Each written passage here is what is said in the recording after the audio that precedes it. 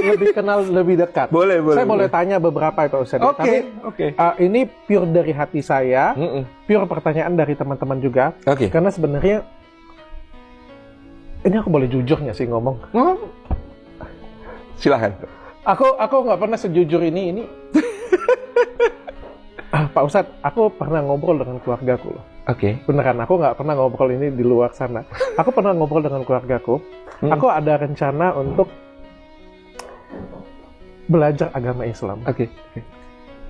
Dan beberapa dari keluargaku ya seperti biasa lah ya, pasti mereka ada reaksi. Pasti mereka menentang. Dan saya ingin melakukan ini perlahan. Saya juga tidak ada target lah. Kita kalau misalnya perusahaan kan ada target ya Pak Ustadz ya. Kalau ini kan kita ini kan soal hati. Ini soal private kita ya. Yes. Dan saya belajar banyak dari ustadz-ustadz yang saya sebut tadi, dan di luar itu pun banyak banget. Ustadz Khalid Basalamah, Masya Allah, duduk dengan saya di sini. Kan saya belajar, dan saya pengen, menurut saya ini adalah private dari saya. Tapi ada beberapa yang harus saya masih mau pelajari lebih dekat. Dan hari ini saya pengen belajar dari Pak Ustadz. boleh. Insya Allah, mudah-mudahan Allah berikan saya kemampuan untuk menjawab pertanyaan itu. Seberapa toleransi agama Islam itu Pak Ustadz? Saya mau cerita yang normatif atau mau yang empirik? Terserah, bebas. Ada ayat dalam Al-Quran mengatakan la ikraha fid dini qad tabayyana rusydu minal ghayy.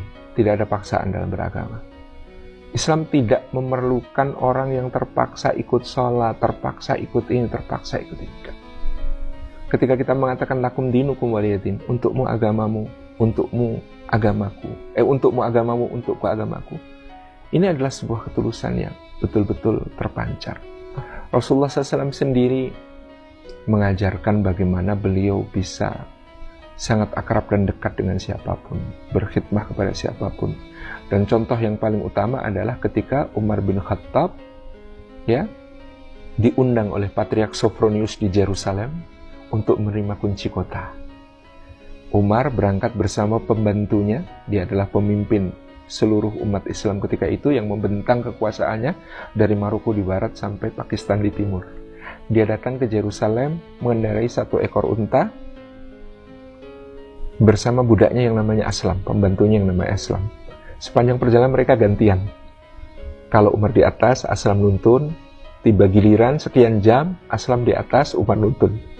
Ketika menjelang kota Yerusalem, Umar ada di bawah menuntun Aslam. Aslam kan nggak enak.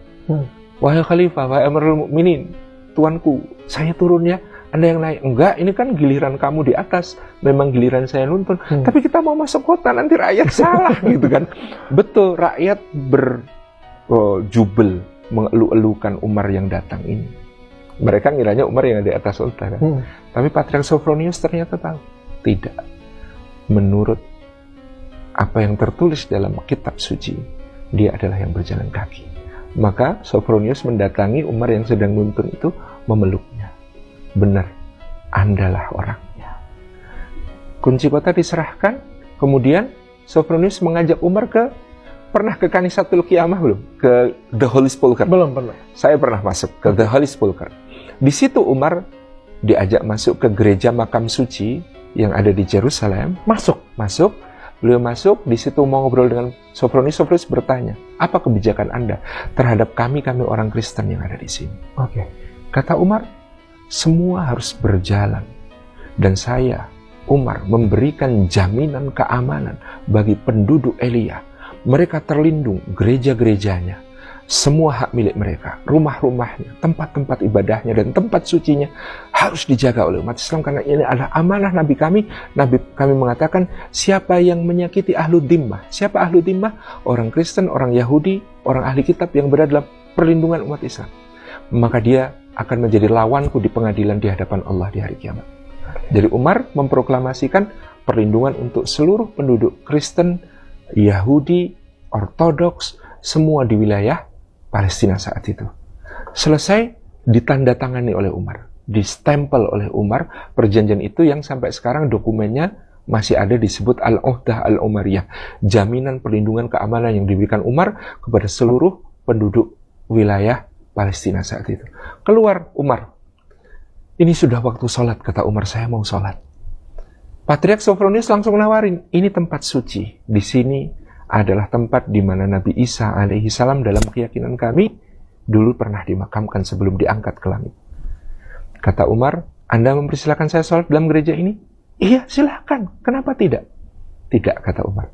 Seandainya saya sholat di gereja ini, maka generasi yang datang kemudian akan mengatakan, Umar pernah sholat di sini, ayo kita bikin masjid di sini. Maka gereja Anda akan dihancurkan. Tidak, kata Umar. Saya akan sholat di luar. Kemudian Umar keluar, mencari tempat di bawah naungan pohon, dia sholat di situ, dan itu yang sekarang dibangun dengan nama Masjid Umar. Itu tepat di halamannya gereja The Holy Sepulchre. Sebelahan berarti ya? Sebelahan. Karena Umar tidak mau sholat di dalam. Karena kalau sholat di dalam, dia mengatakan, nanti gereja Anda dirubuhin, dibangun masjid gara-gara Umar pernah sholat di sini. Saya merinding loh Pak Ustadz. Ini bukan cerita rekaan. Ini fakta historis. Setoleransi itu, sedamai itu, seindah itu. Ini yang orang sering lupa. Umar mengatakan, Palestina itu dulu perang terus. Perang ketika kekuasaan di Yerusalem tidak dipegang umat Islam. Dari masa, Nabi Isa, Yesus Kristus, sampai masa ketika umat